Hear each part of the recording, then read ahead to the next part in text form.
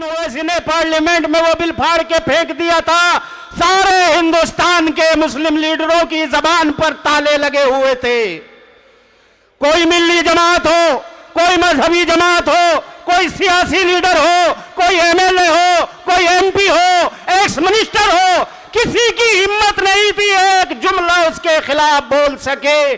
दिमागों पर कर्फ्यू लग गए थे लोगों के उस वक्त। मौलाना आबिद साहब से दरख्वास्त करूंगा कि वो आए, अपने ख्यालात बड़े मुकर्रर हैं, थोड़े चंद अल्फाजों में रखें। इतनी सी दरख्वास्त उनसे मेरी रहेगी। टाइम बता दीजिए बस, क्या मिनट? 8 कर लीजिए। चलिए खींची। बिस्मिल्लाहिर्रहमानिर्रहीम। अल्हम्दुलिल्लाहि रब्बिल आलमीन। रब्बि इश्रह ली सदरी वयस्सिर ली अमरी वहलुल उक़दतम मिन लिसानी यफ़क़हू क़ौली।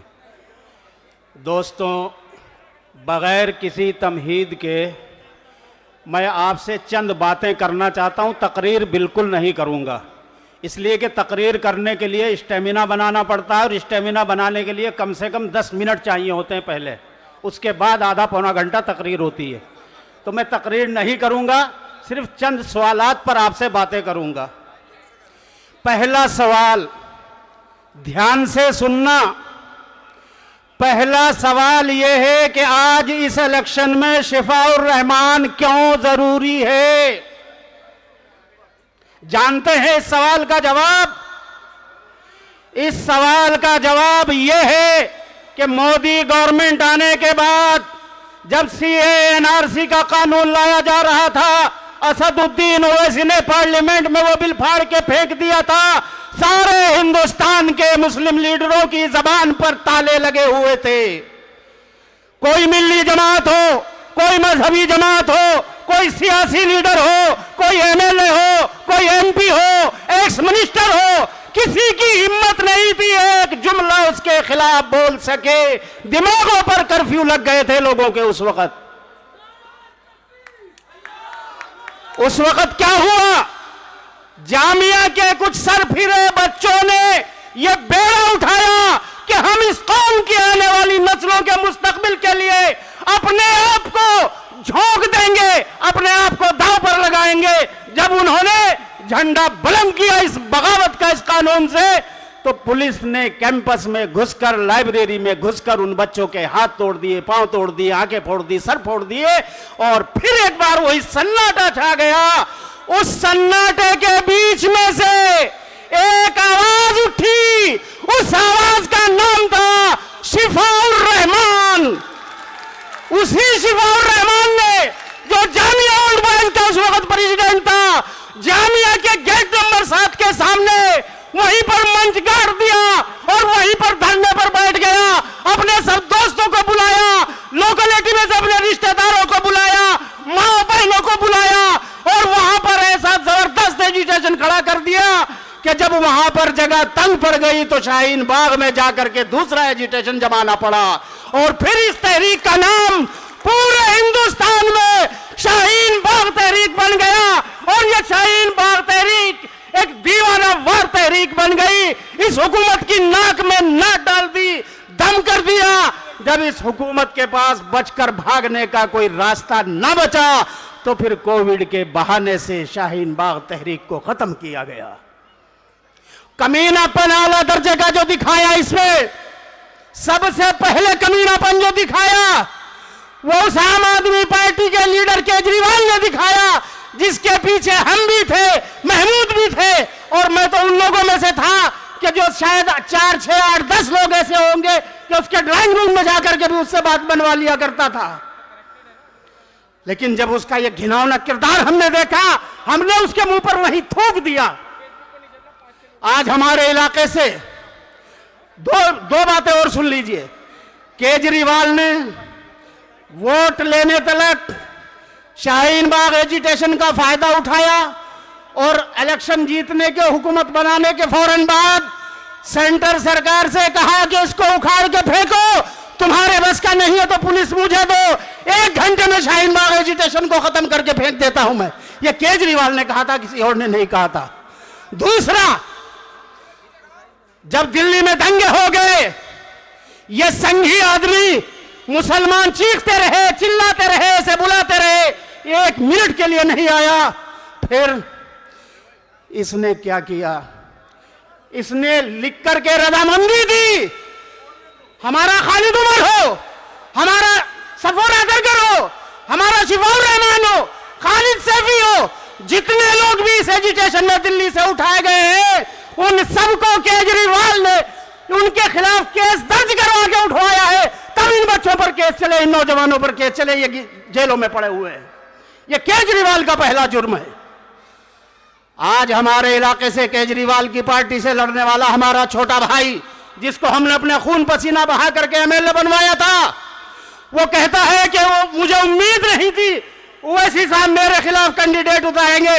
अमानत भाई, तुम मेरे छोटे भाई हो, मैं यहां से ये मंच ठोक के बात कर रहा हूं, हमें तुमसे ये उम्मीद नहीं थी कि तुम इतने बुज़दिल हो जाओगे, तुम केजरीवाल जैसे संगी के सामने हथियार डाल के लेट जाओगे। हमने ये सोचा था, खुदा की कसम मैंने ये सोचा था कि अगर केजरीवाल किसी वक्त कभी ना बंद करेगा, अमानतुल्लाह तुम उसका हाथ पकड़ लोगे, तुम उसकी जबान पकड़ लोगे और जबरदस्ती भी नहीं मानेगा तो फिर छोड़ के एक झटके में उसे अलग हो जाओगे। तुम्हारे अंदर मैंने, चूंकि तुम्हारा खानदानी रिश्ता मैं जानता हूं, तुम्हारे वालिद का मुझ पर एहसान है। मैं जो दोबारा रोजे नमाज की तरफ आया, हाफिज कुरान दोबारा से बना, ये तुम्हारे बाप का एहसान है मुझ पर। उन्होंने मुझे कोशिश करके करवाया। लेकिन अमानत भाई, तुमने हमारे उन जज्बात की कदर नहीं की। तुम कहते हो कि मुझे शिकायत है ओवैसी से, और ओवैसी को कहते हैं वोट काटने वाला है, और ओवैसी ने क्या आवाज उठाई, तुम अपनी कुर्बानी गिनाते हो। हालांकि मैं ये कहता हूं, मैं सच्ची बात यह है ईमानदारी की कि तुमने शुरू के 2-2.5 साल कुछ काम किया है, इसके अलावा कोई तुम्हारी कुर्बानी नहीं है। तुम्हें जब केजरीवाल ने जिस काम के लिए कहा तुमने वो किया, जिससे रोक दिया तुम रुक गए। दिल्ली में दंगे हुए, एक रात तुमने मर्द मुजाहिद का किरदार अदा किया था एलजी हाउस पे, 2 दिन के बाद तुम्हें केजरीवाल ने रोक दिया और फिर तुम्हारी ही साथ एक टीम को भेजा कि जाओ जमुना पार की उन मस्जिदों में, उन मदरसों में जिनमें आग लगाई गई, जिनमें सिलेंडर फाड़े गए, जाओ वहां से वो जले हुए के वो आग के निशान मिटवाओ, जल्दी से वहां रंग रोगन कराओ, पुताई कराओ, वो सबूत सारे मिटा दो। फॉरेंसिक जांच की टीम आने से पहले पहले, इंटरनेशनल मीडिया पहुंचने से पहले पहले वो सारे सबूतों को मिटा दो। और तुम्हारी टीम ये काम कर रही थी। मुझे तुमसे ये शिकायत है कि क्यों तुम्हारे लोग वहां इस काम पे लग रहे थे। अमानत भाई, तुमने वहां ईदगाह में रिलीफ का कैंप लगाया, हमने तुम्हें इसलिए एमएलए नहीं बनाया था कि तुम कौम से पैसे इकट्ठे करके, राशन इकट्ठा करके वहां रिलीफ बांटोगे। यह काम तो जमीयत उलमा कर लेती है, यह काम तो जमात इस्लामी कर लेती है, यह काम तो मुशावरत कर लेती है, यह काम तो मिल्ली काउंसिल कर लेती है, दूसरी हमारी सारी मिल्ली जमातें यह काम कर लेती है। हम जिसको एमएलए और एमपी बनाते हैं वो इसलिए बनाते हैं कि अगर मेरी कौम के हुकूक पर कोई सरकार या कोई लीडर डाका डालता है या मेरी कौम के बच्चों के गलों पर हाथ डालता है तो मेरा एमपी, मेरा एमएलए उसकी गर्दन पर हाथ डाल करके उससे कहे कि रोक, ये मेरी कौम के बच्चे हैं, ये मेरी कौम के मेरे भाई हैं, तो इन पर हाथ नहीं डाल सकता। लेकिन अमानत भाई, मुझे अफसोस है तुमने शिफाउर रहमान के लिए एक बार भी आवाज न उठाई। एक खत भी केजरीवाल को न लिखा कि केजरीवाल शिफाउर रहमान को बाहर कराओ, इनके साथियों को जेल से निकलवाओ। और मैं आज, चूंकि वक्त बहुत कम है, मुदस्सिर भाई खड़े हुए हैं, लोग और भी होंगे, आबिद भाई आप अच्छा बोल रहे हैं, बोलिए। मैं फिर कहता हूं कि वहां भी आपने हमें मायूस किया। आप अगर उसका हाथ पकड़ लेते, आप केजरीवाल के खिलाफ एजिटेशन करते, आप मैदान में आते, खुदा की कसम पूरा ओगला तुम्हारी पीठ पे खड़ा होता। और लीडर की ताकत उसकी कौम हुआ करती है, उसके पीछे खड़ी हुई भीड़ हुआ करती है जमहूरियत में, और तुमने वो मौका गंवा दिया। तुमने वो मौका, मेरे भाई, मेरे छोटे भाई, तुमने वो मौका गंवा दिया। आखिरी मौका तुम्हारे पास था, और मैं फिर कहता हूं कि आज भी है। खुदा की कसम खा के कहता हूं, सिर्फ ओखला के नहीं, पूरे हिंदुस्तान के मुसलमान तुम्हें अपने सर का ताज बना लेंगे। तुम एक मिसाल कायम कर दो। लेकिन एक बार मैं एक मिसाल तुम्हें सुनाता हूं। किशनगंज में पार्लियामेंट का चुनाव हो रहा था। जनता दल यूनाइटेड नीतीश कुमार की पार्टी से अख्तरुल ईमान साहब, जो इस वक्त वहां पर स्टेट के मजलिस इत्तेहादुल मुस्लिमीन के सदर हैं और एमएलए भी हैं, वो उस वक्त जेडीयू से एमएलए थे, एक्स मिनिस्टर थे उसी पार्टी से रहे हुए। मौलाना असरारुल हक कासमी का और उनका टकराव हो गया इलेक्शन में, दोनों का इलेक्शन बराबर हो गया। जैसे आज शिफाउर रहमान और अमानतुल्लाह का, अमानतुल्लाह बहुत पीछे है, शिफाउर रहमान का इलेक्शन बहुत ऊपर है।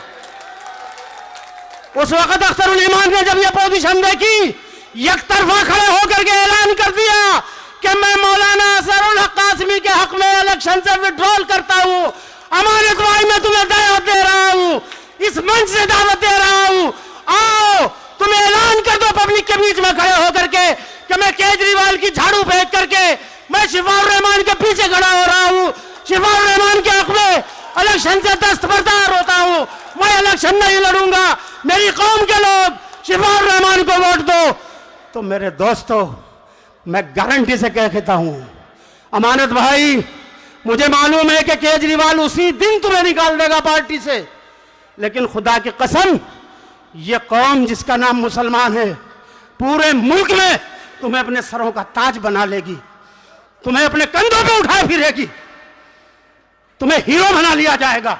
कुर्बानी देखे तो देखो, तुम दावा करते हो मैंने कुर्बानी दी, क्या कुर्बानी दी? अरे ये कुर्बानी दो और फिर कौन से शिकवा करना कि मैंने कुर्बानी दी थी। काहे की कुर्बानी दे दी? अच्छे खासे यार काउंसलर भी नहीं थे, एमएलए बन गए, 10 साल तक एमएलए बन गए। कुर्बानी दी है या कौन सा कुर्बानी ली है? कौन सा कुर्बानी ले रहे हो मेरे भाई? अपना हिसाब करके देखना। इस इलाके में डेमोलेशन पहले भी होते थे, अब भी होते हैं। जितनी तुम्हारी उम्र है, इतना वक्त मुझे इस इलाके में रहते हुए हो गया है। मुझे तकरीबन 38 साल हो गए यहाँ रहते हुए, और अमानत की उम्र मेरे ख्याल से 44 साल 42 साल की है। बुलडोजर पहले भी यहां चलते थे, लेकिन इनका रेट जो है वो तो उठा के देख लेना। जब से केजरीवाल की सरकार आई है 10 गुना ज्यादा बढ़ गया। और जिस दिन से एमसीडी में आम आदमी पार्टी आई है, उस दिन से 80 गुना यहां पर डेमोलेशन का रेट बढ़ गया।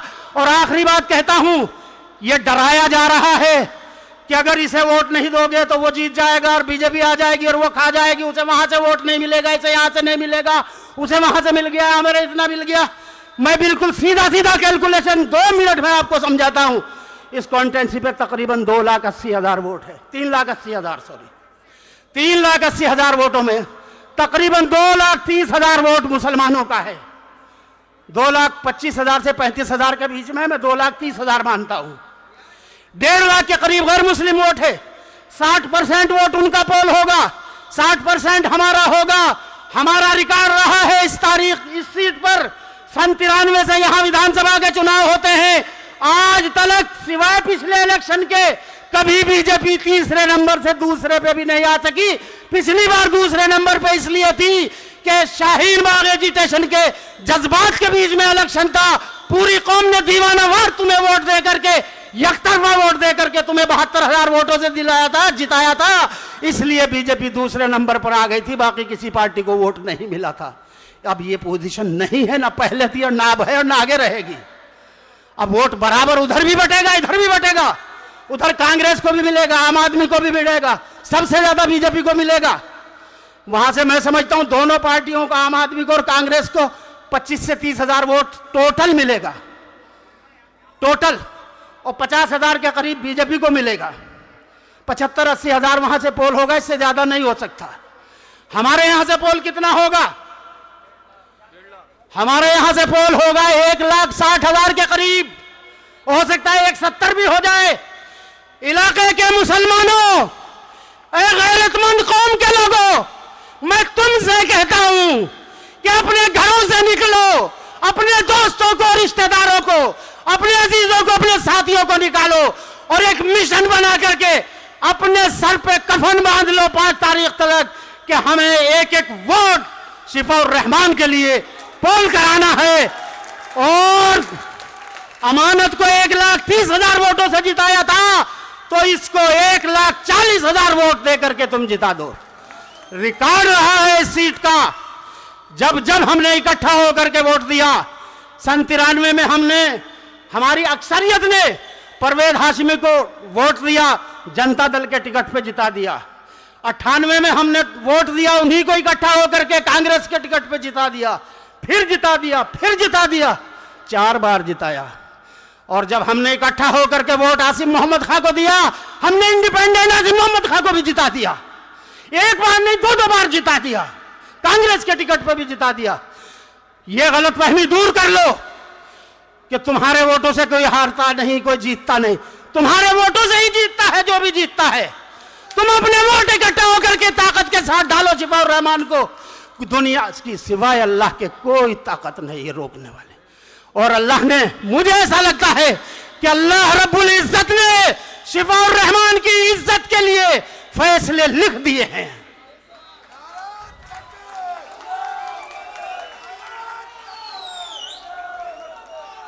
एक आखिरी बात और कहना चाहता हूं मेरे दोस्तों, मजलिसे इत्तेहादुल मुस्लिमीन जो ये इलेक्शन लड़ा रही है, मुस्तफाबाद की सीट पर हो या यहां पर हो, ये सिर्फ इलेक्शन जीतने के लिए नहीं है। मुसलमानों, ये तुम्हारे मुस्तकबिल की क़यादत को तैयार करने के लिए है, जिसको ये सारी सेकुलर पार्टियां और सारी कम्युनल पार्टियां तुम्हारी आजाद इंडिपेंडेंट क़यादत की दुश्मन है, ये खत्म कर देना चाहती है। इनका बस नहीं चलता कि तुम्हारी आवाजों को, एक ओवैसी की आवाज को ये खत्म नहीं कर सके। एक आजम खां की आवाज हुआ करती थी, बावजूद समाजवादी पार्टी में रहने के वो बंदा इंडिपेंडेंट आवाज बुलंद करता था, लेकिन उसको खत्म करने के लिए खुद समाजवादी पार्टी ने साजिश करके बीजेपी के साथ मिलकर के आजम खां का जनाजा निकाल दिया पूरी सियासत का। एक आवाज मुल्क में बची है जिसका नाम असदुद्दीन ओवैसी है।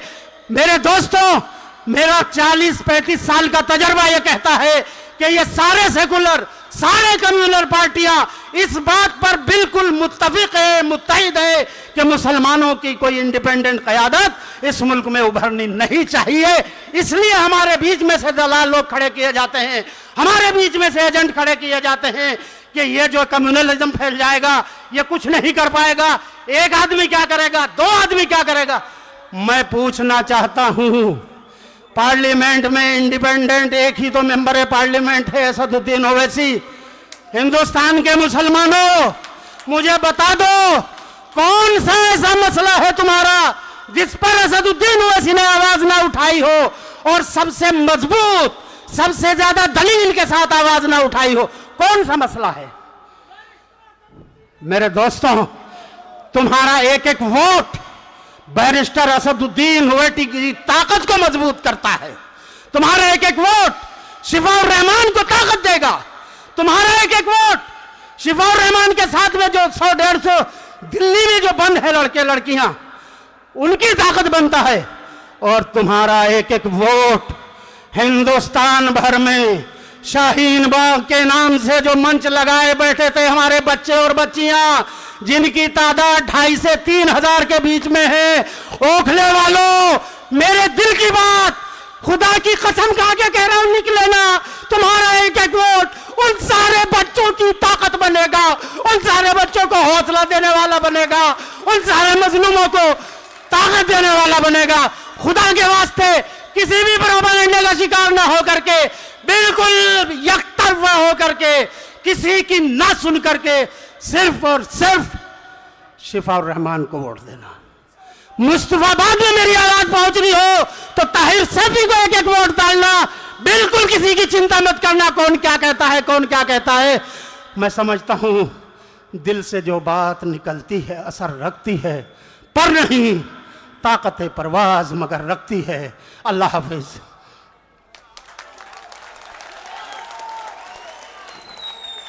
बहुत खूब मौलाना आबिद साहब, आपने अपने